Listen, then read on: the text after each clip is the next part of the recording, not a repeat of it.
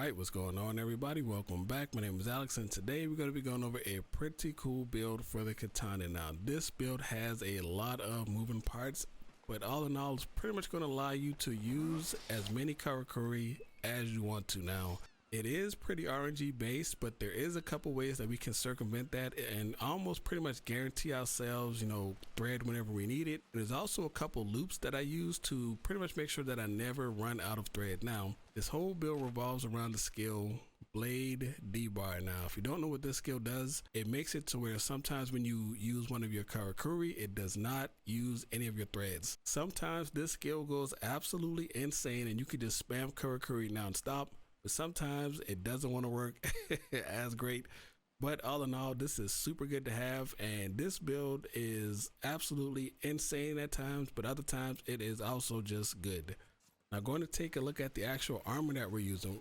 And by the way, we're going full human path here. We don't have any demon gear on, but you can swap this out to go, demon if you want to. But the one reason I would really go, full demon, full Kemono, I should say, is to use the desperation skill.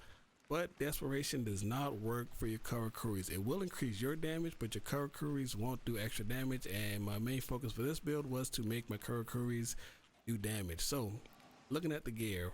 Now, taking a look at the helmet, we're going to be using the Dawn Guard helmet and we're going the human path. Now, the perks that come on here are Tangle Resilience. That gives you 26% decreased chance of coming entangled. Then we have Yukimi Art, reduces the injury after being thrown by Kemono. This is really good. But the main perk we want on the helmet is Fusion Art Fury. It boosts the attack of your Fusion Karakuri by 12%. And I believe we're going to have 25% by the end of this build, so that is really good. Now for the chest piece, we are using the Great Juniper Body Armor. This is from the King Tusk, I believe. This comes with health boost, so it's going to give you health boost plus 5. That's really good, just more health. This comes with Tangle Recovery, so speeds up recovery whenever you get entangled. And then what we really want here is Strong Arm Thread. This increases the amount of thread you get whenever you activate your Hunter Arm plus 6. So this is really good. Now moving on to the gloves, we're going to be using the Dawn Guard gauntlets and we're going human path again because the main perk that we want on the gloves are Celestial Breath. Now what comes on these gloves are Karakuri Coordination,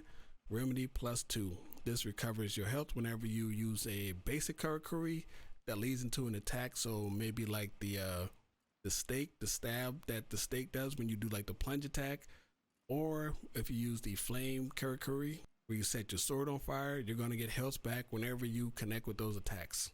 And then the main reason we're picking these gloves, and you actually may not need these, but it is really handy, and this is Celestial Breath. This makes the amount of Karakuri threads you're holding increase automatically. Now this only gives you like one thread every like 18 to 22 seconds is what I've seen so far. So you can get away with the build without using that. I will show you a replacement for that right now if you don't want to use those gloves. You could also use the, where's it at?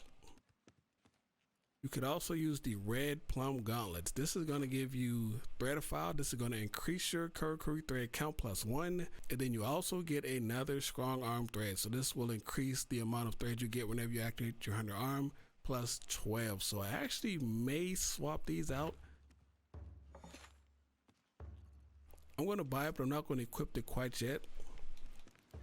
It does have less armor, but you don't really have to worry about that because you shouldn't really be taking too much damage.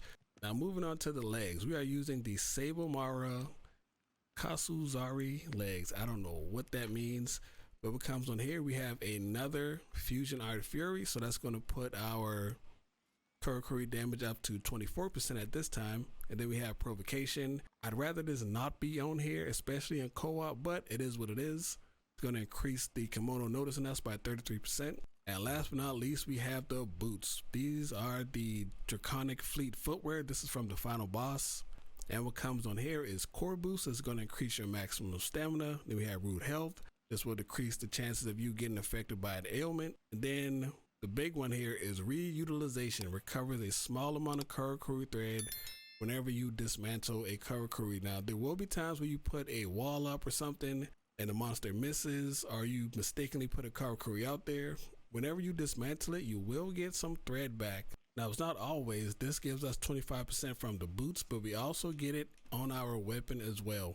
Now taking a look at the actual talismans that we're using, we are using blade debar 6%, blade debar 4%, but this one comes with tapping expert, and this is a pretty much a god roll because tapping expert makes it to where whenever you go to chop down a tree or break down a rock with your axe to get thread back, you only have to hit it one time, so that goes perfectly hand in hand with this build. And then we have blade debar again, and then we have another fusion art fury of 1%, so that's going to put us at 25% more Karakuri, attack damage, which is amazing. And then we have a blade debar of 8%, so all in all we have 61% blade debar, but the rest of it is going to come from our sword. Now this thing is absolutely crazy, and this is definitely the heart of the build. So what we have on our final katana is blade debar 25%, time changer plus 30%, and time changer is pretty much useless on this build because we don't have any perks that need to be boosted, time wise. And then we have thread spooler 30%, which is going to give us more Karakuri threads whenever we attack things with our sword in the unbound state, so that is pretty amazing. 40% debar on here, like I said earlier. We have manifestation release, greatly boosts our attack at the expense of our gauge depletion. This is fine, more attack is always good here, and we don't really need our blades except when we need to recharge some of our threads. And then we have another 15% reutilization. And then fusion reaper, this is also amazing. This recovers a small amount of thread whenever you use a fusion Karakuri, so this is amazing. This makes the build really good, and all these things in tangent, along with breaking parts on the monster, activating your hunter arm, picking up threads across the map. This is pretty much going to make it to where you have a answer for pretty much every situation. Now like I said earlier, this build is really good to give you access to things that you need exactly when you need it. So these are the basic Karakuris that I kind of use with this set because it pretty much gives you everything you need for every single fight. So if a monster's coming at you really fast, you have your shield wall. This is pretty much a parry. That's the way I use it as a parry. If you're exploring, you have your bomb. That's amazing. If you're fighting flying creatures. And as you can see, my blade debar is proccing a lot, so I'm casting all of these, and I still have 12 thread left, so that's really good. And since this is still here, I can dismantle it. I didn't get any pieces, my thing didn't activate, and you also have your chain traps, so you have access to a whole lot of things. I just casted all of those just standing here inside of my base. That didn't activate again, but yeah, so there's a lot of RNG inside of this build, and you pretty much have an answer for everything. All right, now how does this build actually work? So like I said earlier, there are a lot of moving parts, and the general loop that I like to do when I'm using this weapon is to fight the monster like normal, and the main goal is to get your charge up, meaning your meter on side of your katana. Because whenever you go into your unbound state, you attack the monster, it's going to give you threads back. And if you can complete, a combo or two, it's pretty much going to fill all of your threads back up. So the main thing here is to fight the monster like normal. Use your harpoons, use your traps, all of this stuff. Look, I just built 2 of those, and I only used a couple threads. So the blade debar is coming in clutch right now. And when I dismantle, I may or may not get pieces back. I did not get any pieces back. Actually, I think it only works for these ones. Yeah, see right there, I got pieces back. So yeah, the general loop is you want to fight the monster, you want to get him down, and pretty much use all of your threads, getting damage in on the monster. And when you're low, that's when you want to put your traps out, and then activate your unbound state if you have it charged up, and then pretty much just keep looping just like that, because when you do your unbound, it's pretty much going to give you full threads back when you're done. And also when you're fighting the monster, you're breaking off parts, make sure that you're activating your hunter arm. And if you don't know how to do that, you just jump on the monster, you hold the the sprint button, or RB or L1 depending on your controller, and then you hit left trigger to rip the thread out of them, and that's going to give you like an overcharge of your thread. And the entire purpose of this build is to pretty much just pick up thread wherever you can. So it's kind of hard to show this, you know, on the actual training bear. We're going to have to actually jump in and fight somebody. But before you jump in and start fighting, make sure if you're in solo, make sure you go to your fire, your you know, keep warm or whatever, and change your little guy. This doesn't cost that many points, and max out the threader form. This is also going to give you more threads. He's going to throw these things out so frequently that you're going to have an abundance of thread just laying around the field as well. And also, the last tip, you could also eat food. Now, I already ate, but what you want to eat here is the dried inari fruit or just the normal inari fruit. The normal gives you 5. If you dry it out, it gives you 10. Now, to get these fruits, you need to have a fox. So you put your little cage down, you put your fox in it, and these guys will give you inari fruit. Now, it takes a little bit, but I don't like to keep these guys out because it flashes, like it kind of hurts my eyes. But if you get like a little farm going, that will give you the fruits. So I already ate, so it doesn't show up inside of my menu. It only says I have 61%, but that is from my gear. The food, for some reason, does not show up inside of here, so I don't know if it's active or not, but it does show up at the bottom of the screen. The bottom left, right underneath my health bar, that is my food. So we're going to jump into a hunt, and we're not going to fight anybody too crazy, but before you start hunts, you want to make sure you come here and grab your thread, because this is going to overcharge your thread. This one here is empty, so I'm going to go grab my other one over here. Wait, where is it? There we go. And then we're going to go take on... who's this guy?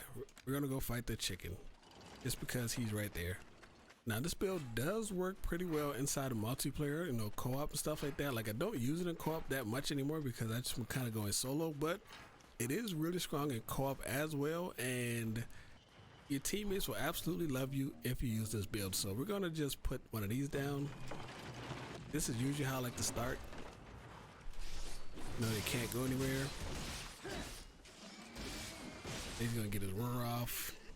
I tried to dodge through it, but we did not make it. And then from here, just kind of do what you want, really. Yeah, it's not gonna work, sir. Yeah, and the if you didn't know, the harpoon kind of acts like a wall. So if they run into it, they're absolutely gonna hit it. And they're gonna hit it just like they just hit into the bulwark wall. But like I said earlier, when you are using this, you have access to so many different... Look at that, I just parried him. You have access to so many different Karakuris that you pretty much have an answer for every situation. Like... Alright, I don't know what that was. Parry. I like to use that as a parry. It's pretty cool. Yeah, let me stop playing around here. And see, now that I have my meter full, he ran right through that. Okay. So now that I have my meter full, my goal here is to get him locked in the trap. And then I'm trying to empty out my meter, my threads a little bit more, but my little guy just threw some in the air. So we have more. Alright. Wait for him to charge us. I'm gonna kick that. Oop. Pick up these threads. Yeah, there's just gonna be so many threads everywhere.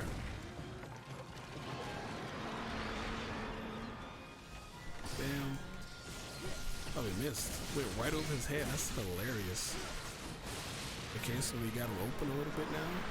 So now what we can do is kind of like jump on where he's running away. Oh, there's somebody we should fight.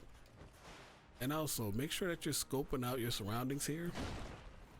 This next one I'm really gonna try to spam as many abilities as I can. Like, I haven't been on all day, so I'm a little bit... He might actually break this. What is yeah, he's gonna break it. It's fine. And my little guy just threw my last piece that I needed. Thanks. He broke it again. It is just bad Karakuri placements here. There goes the one tap, really handy. Okay, so we're gonna put a trap down. Then we're going to hit him with the unbound. What is that? What? Now watch our thread at the bottom. Oh my god, you put me to sleep. Dude. Oh my god, dude, my unbound, no. Oh, I'm getting trolled. You little son of a... Still got a little bit of it, but look how fast that meter is going now. Look at that, dude. We missed a little bit because it put us to sleep there, but, you know, not a whole lot we could do with that one. He's here. He's down. You can put one of these up just because. We start spamming. We're gonna beat him with these hammers. Just because we can. Yeah, dude. He's trying to run away. Get back here. Yeah, we didn't spam all those hammers right there. We would have had a harpoon, but got a little too carried away just summoning those things right there. But yeah, he's absolutely hurting. But yeah, dude, this build is pretty fun to play. Like there's a lot of nuance to it. Right now I'm just kind of being a little silly, but if you actually you know, use this more conservatively and not just be like me, like a crazy madman just spamming everything, you pretty much have an answer for every, you know, encounter that you're in. And if you play Katana already, like if you can tell, I don't really play Katana, but this is the only weapon that has blade debar on it. I believe so. I haven't checked them all, but this is the only one I saw so far. My Katana play is not the best, but if you saw my last video, I actually soloed a deep volatile Kemono with this build, so it is really good. Excuse me.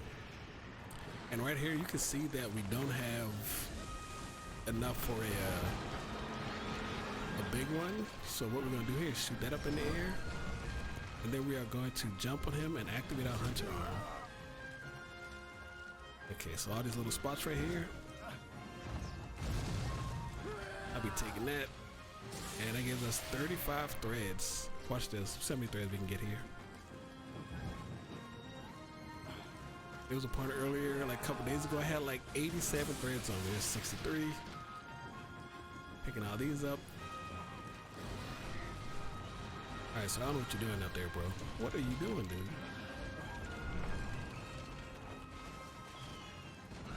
Need more threads. More threads. More threads.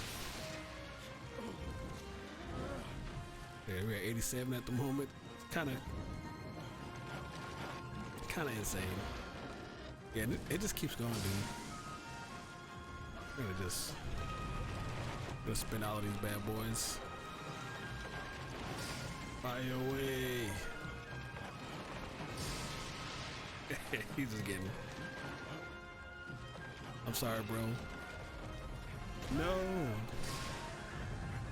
I'm so sorry, but not really.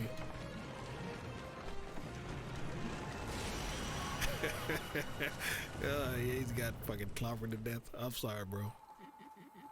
Just pay back for your deep volatile version of yourself. Just beat me up for hours. Get out of here. So yeah, man, that's pretty much the build in a nutshell. Once this thing gets going, once the ball gets rolling, once you start getting your hunter arms off, if you get lucky with your debar, you know, procs, this thing could be absolutely insane. So definitely give this build a try. I'm really bad with the Katana, but this build is pretty dope, man. So I hope you guys enjoyed the video. Definitely try this one out, and yeah, man, I shall catch you guys next time. If you enjoyed the video, please leave a like, comment, subscribe, all that shenanigans down below, and I'll catch you guys next time. Peace.